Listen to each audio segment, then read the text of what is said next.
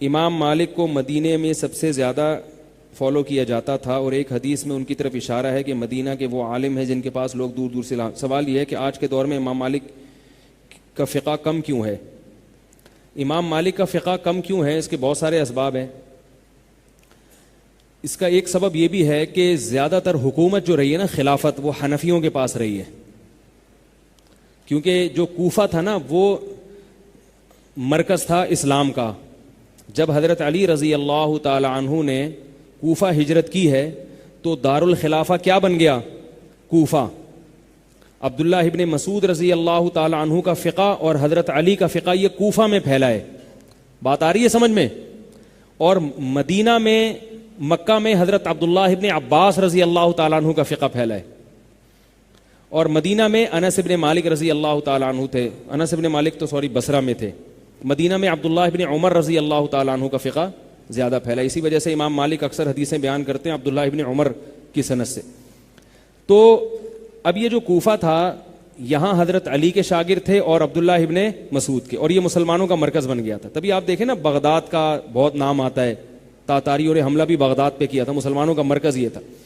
تو ظاہر ہے جو مرکز ہوتا ہے تو وہ پھر علم کا مرکز بنا، تو فقہ حنفی جو پروان چڑھائے وہ کوفہ میں چڑھائے، تو اس لیے وہیں سے پھر مسلمانوں کی خلافتیں دنیا میں پھیلیں، جہاد کرنے جو پوری دنیا میں لوگ جاتے تھے زیادہ تر وہیں سے جاتے تھے۔ تو اس کی وجہ سے جب جہاد ہوتا تھا، خلافتیں قائم ہوئیں، سب سے پہلے جو قاضی تھے دنیا میں وہ امام ابو یوسف تھے، یعنی اسلامی دنیا کے جو سب سے پہلے، بہت 22 لاکھ مربع میل سے بھی زیادہ کی حکومت تھی، اس کے جو سب سے پہلے قاضی بنے ہیں وہ فقہ حنفی کے امام تھے، امام ابو یوسف۔ تو یہ وہ ساری چیزیں تھیں جن کی وجہ سے فقہ حنفی دنیا میں سب سے زیادہ پھیلا۔ اور امام شافعی کا فقہ جو تھا یہ اس طرف مصر میں اور ملیشیا میں اور یہ جو دوسرے علاقے، تو ظاہر جس کے شاگرد زیادہ پھیلیں گے تو وہ زیادہ ہوگا۔ امام مالک رحمہ اللہ تعالیٰ کا فقہ جو تھا نا، یہ اس لیے بھی کم پھیلا کہ اس میں سادگی بہت تھی، زیادہ باریکی نہیں ہے اس میں، تو یہ اس وقت کے لوگوں کو زیادہ اٹریکٹ نہیں کیا۔ سب سے زیادہ تو باریکی تھی نا جس فقہ میں، وہ فقہ حنفی تھا۔ بہت سارے لوگ جب فقہ حنفی کے دلائل پڑھتے تھے، اس زمانے کی بات کر رہا ہوں، تو وہ فقہ حنفی کو قبول کر لیتے تھے، ان کو زیادہ جاندار لگتا تھا، اور بہت سارے فقہ شافعی پہ رہتے تھے، وہ بھی تھا۔ تو یہ ایک وجہ بنی ہے کہ اس میں گہرائی بہت تھی اور جزئیات بہت زیادہ تھیں۔ فقہ حنفی میں بہت سارے مسائل کا حل ملتا ہے، دوسرے فقہاء کے ہاں بہت سارے مسائل کا حل نہیں ملتا۔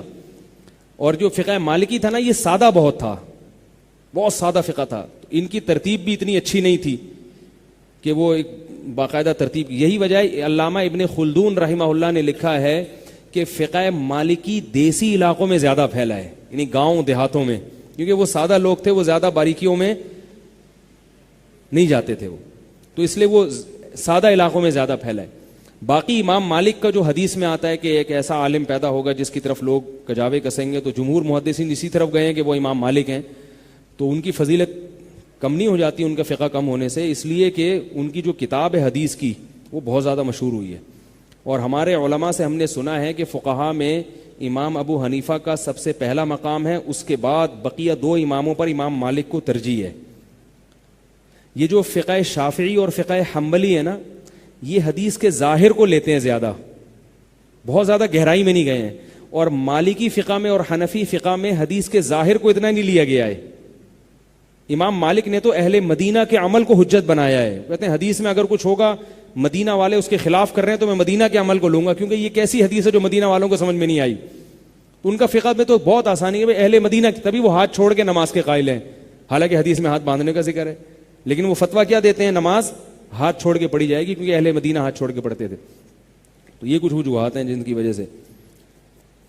تو معاشرتی علوم کا سوال پوچھا ہے آپ نے یار، فقہ مالکی، تو فقہی مسائل پوچھا کریں نا، جائز نہ جائز کے، تاریخی سوال ہے۔